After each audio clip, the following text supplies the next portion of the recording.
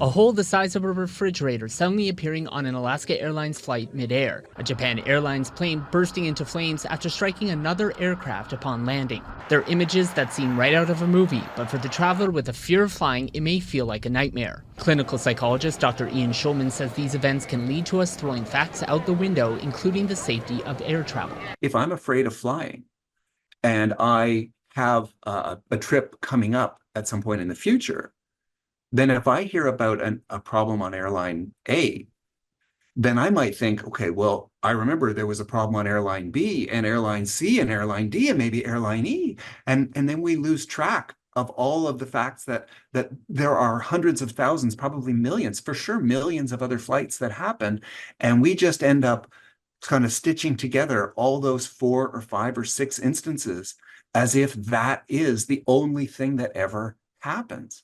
And it really isn't. Flying is often considered safer than driving a car. In Canada in 2022, 34 air transport deaths were reported and none involved typical airliner or commuter operations.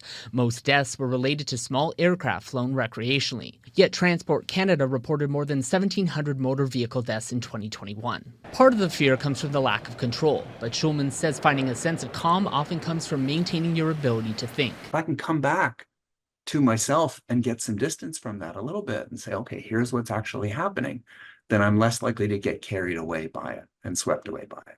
Fear of flying is not uncommon. The National Institute of Mental Health in the U.S. says it affects up to 6.5% of the population, though some other estimates put that number much higher. Former airline captain and licensed therapist Tom Bunn says that worry triggers stress hormones, and it's about finding ways to respond. The trick is, how do you keep from getting the stress hormones wipe your ability to think out? We have to train the mind to automatically respond when you get a feeling of alarm. See, what's supposed to happen when alarm happens? It's supposed to grab our attention, and then we're supposed to have our calming system immediately kick in so we can think clearly. If you're worried about flying, experts suggest talking to your travel companions or even the cabin crew to get some added support.